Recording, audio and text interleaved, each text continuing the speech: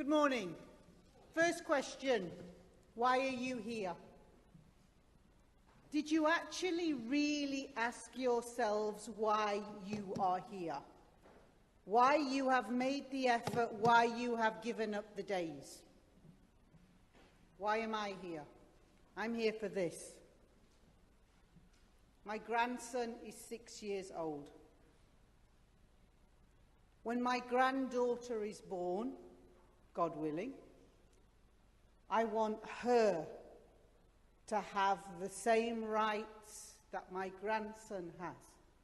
I don't want her to face the inequalities, the injustices and the discrimination that billions of women across the world face. That's why I'm here. And that's also why I am going to be very direct and make you feel very uncomfortable at points. My apologies in advance. You are all privileged. I asked the question yesterday. How many of you in the room do not have a qualification? Put your hand up if you do not have a qualification. Just me. But I am representing the billions of women. There's many more of us than there are of you who don't have qualifications, who you are judging. My sister is a PhD at Alberta University. She asks me how come I can do my job when I don't have qualifications. She judges me. And I know we all do it, and we all do it subconsciously. But I'm going to ask you to do one thing. Put yourself in my shoes today, and put yourself in the shoes of the billions of women like me.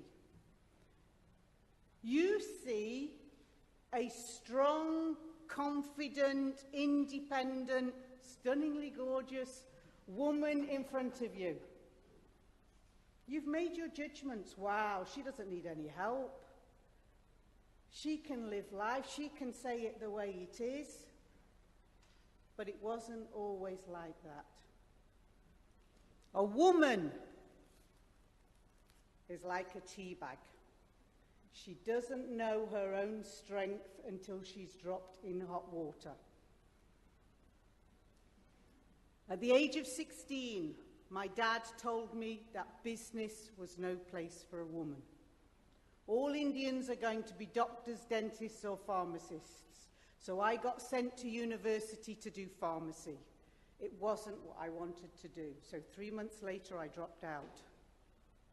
Don't make your kids or your grandkids or those you are teaching do things that they don't want to do, because they will resent it. At the age of 19, I had an arranged marriage. I arranged it because my parents didn't agree with my choice of the boy. A gentleman, a man, who was 12 years older than me, divorced once already. Sometimes listen to your parents.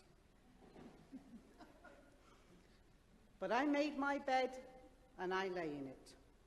At the age of 23, I was told I was over-enthusiastic for my job. How can anybody be over-enthusiastic for a job? And it was a banking job. I took my enthusiasm and I now have 2 beautiful daughters. At the age of 27, I was told I would never succeed in anything that I wanted to do because I was a woman. That is by my now ex-husband.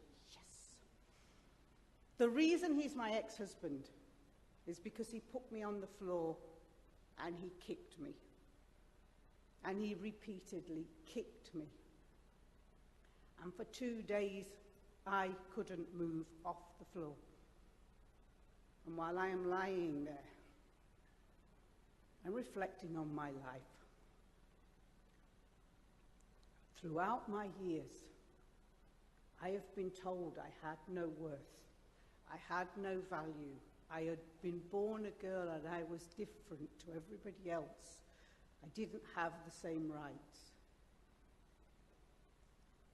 I had a choice. Either I'm going to lie there and be a victim for the rest of my life, or I'm going to get up and be a change maker. Can you imagine? Put yourself now in my shoes at that point.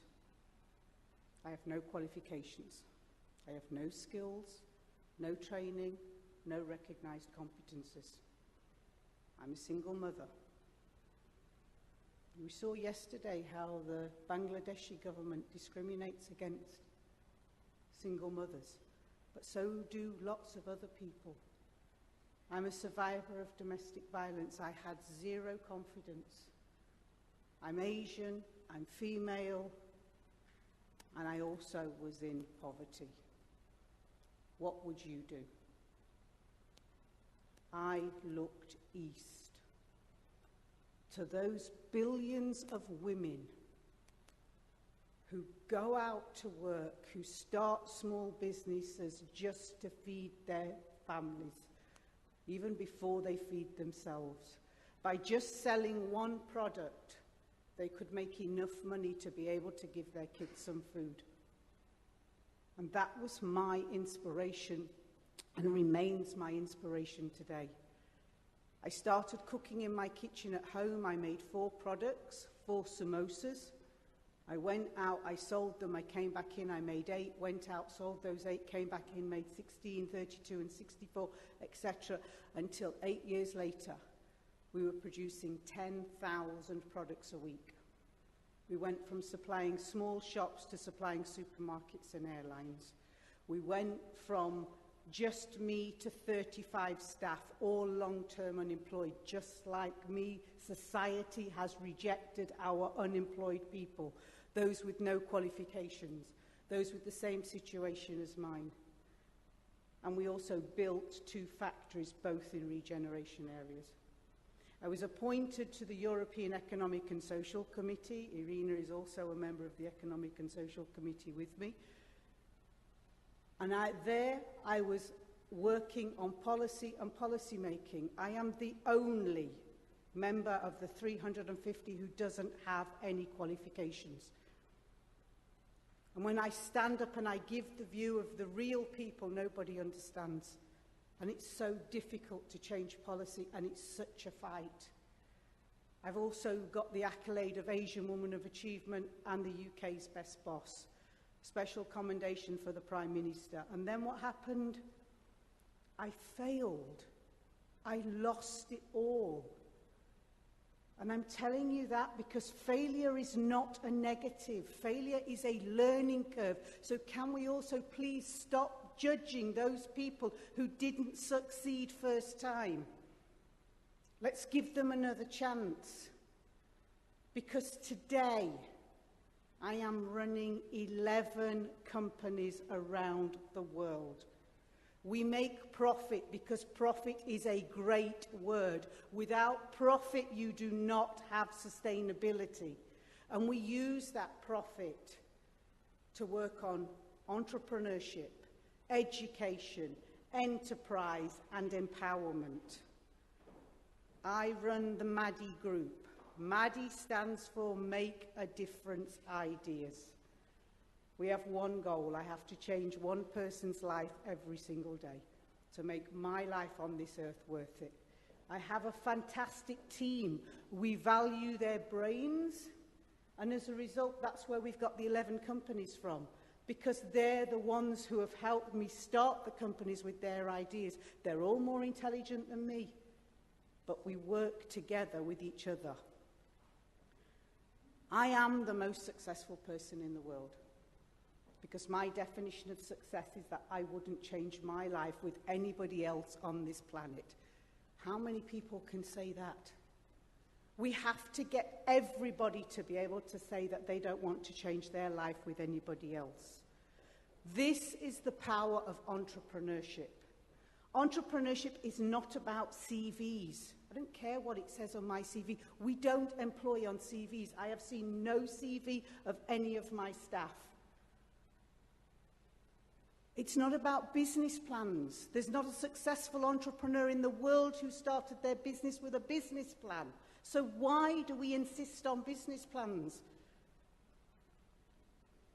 Entrepreneurship is about having an idea and turning an idea into an action, whatever that idea is. Whether it's for a profit-making company, a social enterprise, a community-based project, whether it's something you want to do at home, whether it's a way you want to get a new job. If I give you €1 and you give me €1, we each have €1. But if I give you one idea and you give me one idea, we each have 2 ideas. There are 7 billion people on the planet. If each person was given the opportunity to turn one idea into an action, how quickly could we solve poverty? How quickly could we sort out climate change? How quickly could we ensure that everybody has access to clean drinking water? It's about empowering brains now, valuing our human capital. It's not the politicians who are going to solve the global problems, it's the people. We must value the people, of which 52% of them are women. 30% at least are young people, and we are not even including young people. This is not a gender argument. Don't get it wrong.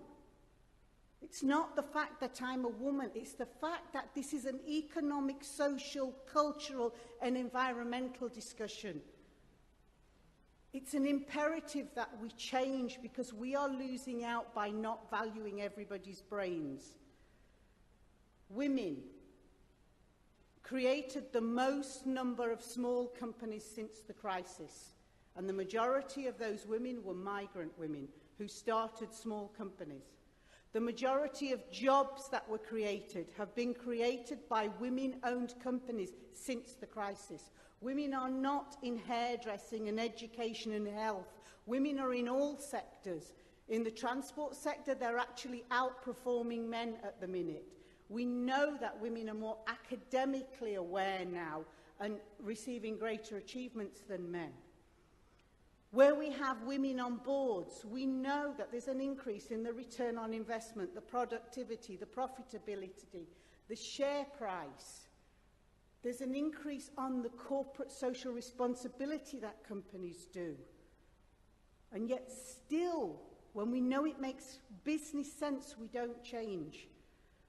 We know that where we have women in the decision-making process, there's an increase in transparency and a decrease in corruption. Women are long-term, we're holistic. It makes the social argument. Who's to blame? Don't blame the men. Yes, weak men fear strong women, but don't blame the men. It's our fault, yours and mine, us in the room. We are responsible. We are allowing the gender pay gap. We are allowing the pensions gap. We are allowing violence against women. We don't support female entrepreneurs. We don't support women on boards. We attend meetings where there are all-male panels. Women have 86% of the purchasing power, and yet you still buy from companies where they have all-male boards.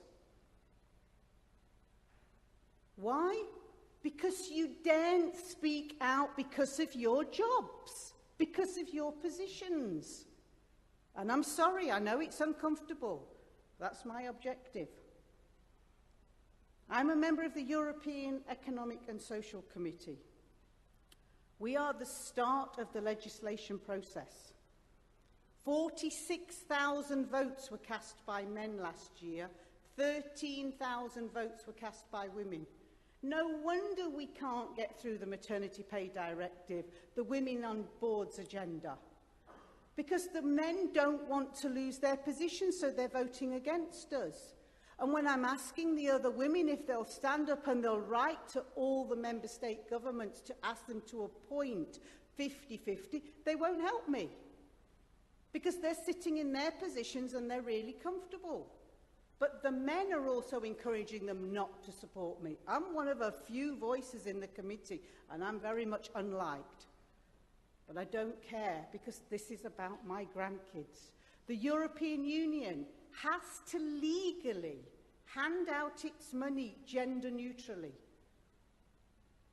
They don't monitor it. They're not accountable for it. They don't tell you how much money is actually allocated towards the support of women. That's illegal. We're supposed to know that 50% of the money has been given towards projects for women, but we don't. It's illegal. Who's saying anything? Nobody.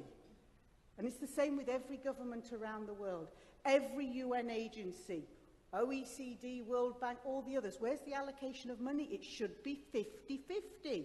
If you don't ask for the transparency, we're not going to get it. The point is, if you don't ask, it's not going to be given to you. And if you don't take, it's not going to be given to you either.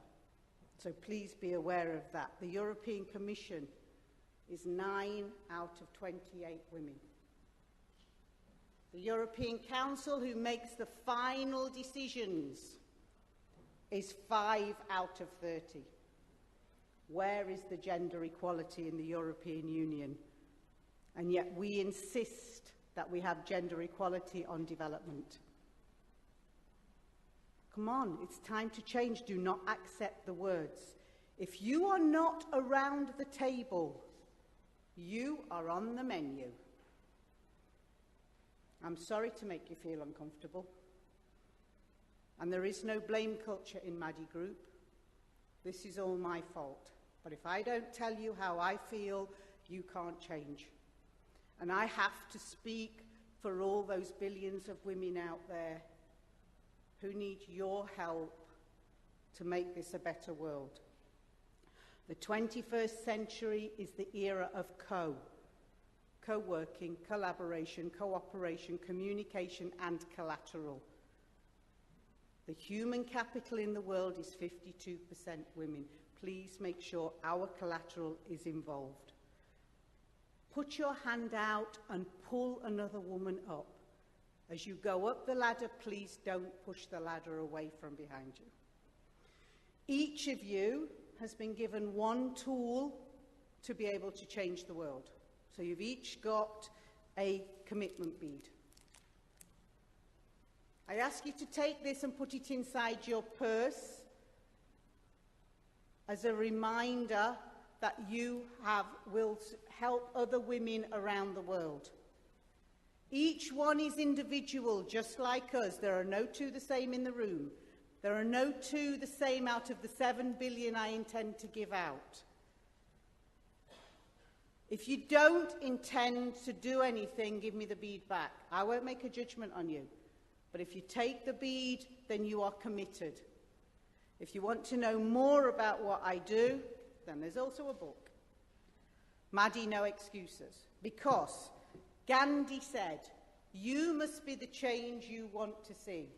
Madi says, you must be the change you want to see. No excuses. Thank you for listening to me.